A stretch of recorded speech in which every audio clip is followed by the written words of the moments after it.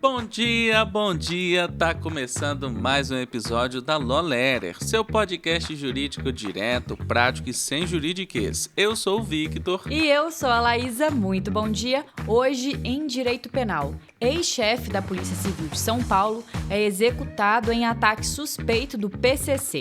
E no Constitucional e Responsabilidade Civil, Estado terá que pagar R$386 mil a homem que ficou 530 dias preso por engano. No agrário, liminar do STJ suspende reintegração de posse em área quilombola no Espírito Santo. E no Constitucional, STJ valida a entrada sem mandado em caso de nervosismo. E para fechar, no administrativo, ex-prefeito de Leme escapa de improbidade por falta de dolo e prejuízo. E no autoral, SBT é proibido de usar músicas de Rihanna, Queen e Beatles após disputa judicial. Antes da gente partir para as nossas notícias, eu quero ler um comentário aqui que me chamou muita atenção, da Matilde Melo. Bom dia, descobri vocês semana passada e estou escutando todo dia de manhã. Amei que em uma sexta-feira vocês falaram meu nome, achei o máximo essa prática. Aí que virei cliente fiel mesmo.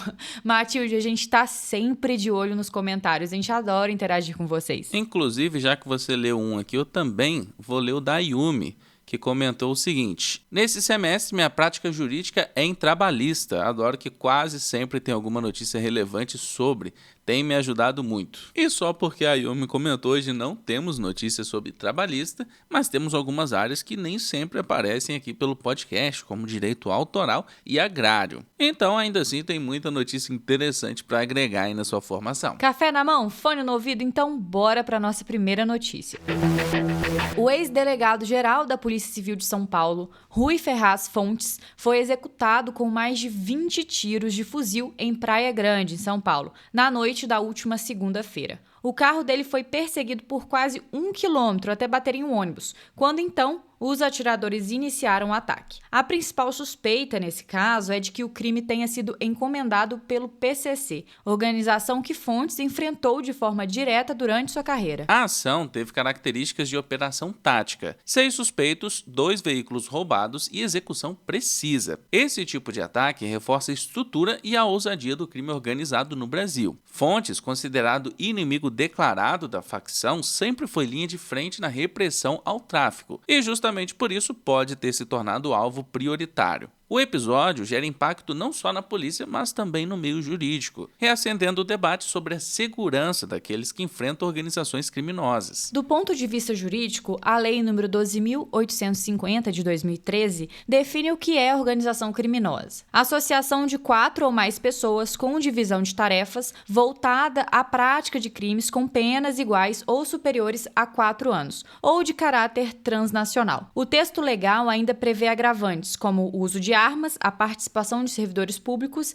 e a atuação em presídios. A mesma lei também disciplina instrumentos de combate, como colaboração premiada, que pode reduzir pena em troca de informações, infiltração de agentes, interceptações telefônicas, ação controlada e acesso a dados de inteligência. Outro ponto crucial é o isolamento de lideranças, muitas vezes transferidas para presídios de segurança máxima como forma de cortar a comunicação com a base criminosa. Em termos de competência, quando há indícios de crimes transnacionais, a Justiça Federal é chamada a atuar. Caso contrário, permanece na esfera da Justiça Estadual. Esse detalhe é importante porque mostra como o combate ao crime organizado exige a articulação entre diferentes instâncias e poderes. O assassinato de Rui Ferraz Fontes escancara a vulnerabilidade de quem combate facções poderosas. Se até um delegado com histórico de enfrentamento direto não escapa da mira, a reflexão que fica é dura. Como proteger agentes públicos, juízes e promotores que diariamente lidam com esses grupos?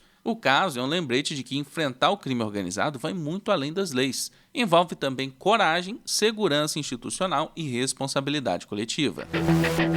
Bora falar de direito constitucional e responsabilidade civil. Jonathan Santana Macedo ficou 530 dias preso injustamente, após reconhecimentos fotográficos e pessoais feitos de forma irregular. O processo começou a partir de denúncias anônimas e sem provas consistentes, um típico exemplo de falha grave no devido processo legal. Em 2024, Jonathan foi absolvido e agora a Fazenda Pública de São Paulo foi condenada a indenizá-lo em R$ 386.800. O valor cobre danos morais, materiais e reflexos. A decisão judicial destacou que houve violação devido ao processo legal e ao artigo 226 do Código de Processo Penal, que define como deve ser feito o reconhecimento de suspeitos. Além da perda de quase 1 ano e meio de liberdade, Jonathan ainda enfrentou a longa espera até ver o Estado reconhecendo sua falha. E a pergunta que fica é: como a legislação brasileira disciplina a responsabilidade civil do Estado em casos de erro na identificação de suspeitos?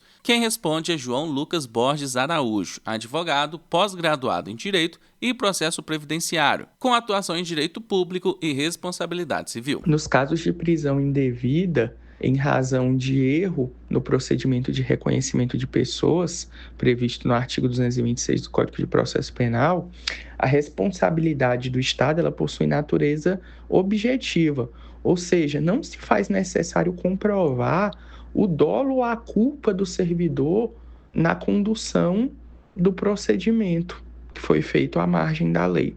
Isso é importante porque tanto o STJ quanto o STF têm adotado uma linha de precedentes muito firme no sentido da necessidade de se observar integralmente os parâmetros que o CPP especifica para que seja realizado o procedimento de reconhecimento de pessoas. E que, quando desatendido esses parâmetros, essas indicações, o Estado possui o dever de indenizar aquela parte que foi lesada e, eventualmente, privada de liberdade. Ou seja, surge daí a necessidade de se privilegiar ainda mais, no âmbito do processo penal, os princípios do contraditório, da ampla defesa, como forma de evitar tanto as prisões equivocadas, em razão de erro judiciário, quanto de onerar o Estado com o pagamento de indenizações que vêm se mostrando vultuosas nesses casos de prisão indevida. Então, é uma temática que acende um debate muito grande, tanto em relação ao direito civil, à responsabilidade civil, mas também em razão da ampla defesa, do contraditório e do debate no âmbito também do processo penal. E se um dia for você decidindo entre a justiça e a lei? Essa é uma pergunta que não fica só nos livros, ela assombra a vida real de juízes, promotores e advogados. E Orlando Facchini Neto já viveu isso de perto. No caso da Boate Kiss, com o país inteiro assistindo. Ele foi o homem diante da sentença. E também da solidão que veio depois dela. Amanhã, às 19 horas, ele vai compartilhar essa experiência no evento Além da Sentença 3. Não é uma aula, não é uma palestra, é carne viva. Tempo, ética e escolhas que marcam para sempre. E presta atenção, assinantes da Criminal Letter têm acesso totalmente gratuito. E para quem não é assinante, ainda dá para garantir seu ingresso. Mas o último lote pode acabar a qualquer momento, viu? Então não deixa para depois. Clica no link da descrição e vem ouvir quem já precisou decidir sobre vidas. Essa é uma conversa que todo mundo no direito penal precisa ouvir pelo menos uma vez.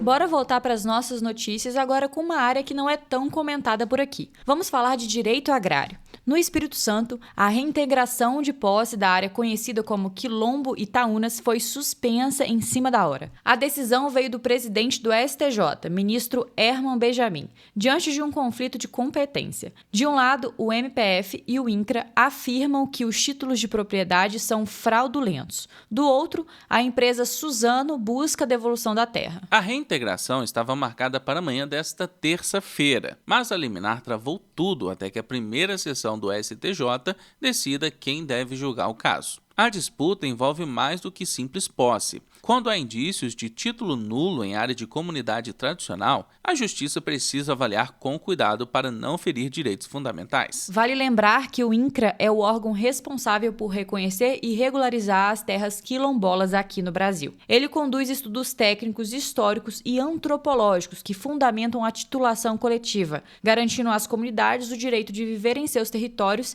e preservar sua cultura. A liminar não decide defende o mérito, mas revela o quanto a disputa fundiária pode se transformar em terreno jurídico delicado. Entre o direito de propriedade e a proteção constitucional às comunidades quilombolas, o equilíbrio exige análise criteriosa e respeito às garantias previstas na Constituição e em tratados internacionais.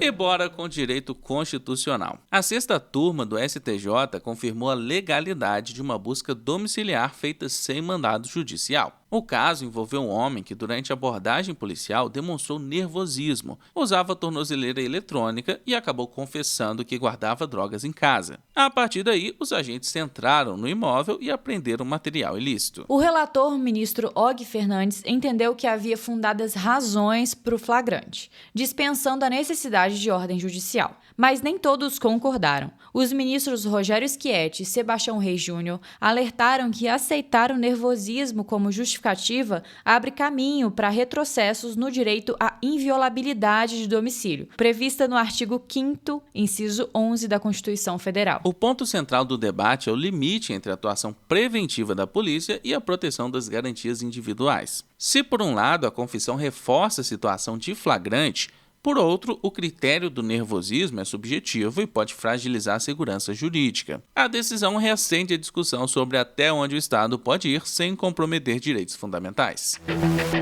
A segunda turma do STJ afastou uma ação de improbidade contra o ex-prefeito de Leme, em São Paulo, acusado de fracionar licitações para festas de confraternização. O tribunal entendeu que não havia o cumbo exigido pela nova lei de improbidade, dolo específico e prejuízo ao erário. O relator ministro Afrânio Vilela destacou que não houve intenção deliberada de fraudar nem danos aos cofres públicos. Segundo ele, a conduta se limitou à tentativa de economizar dividindo contratos, prática irregular, mas insuficiente para caracterizar improbidade. O TJSP havia tentado enquadrar no artigo 11 da Lei 8.429 de 92, que trata de ofensa a princípios da administração. Mas o STJ foi firme. Sem provas concretas, não há condenação. No julgamento, a maioria acompanhou o relator com divergência vencida da ministra Maria Tereza de Assis Moura. A decisão reforça a linha adotada pelo STJ desde a reforma da lei. Improbidade só se confirma quando dolo e dano caminham juntos.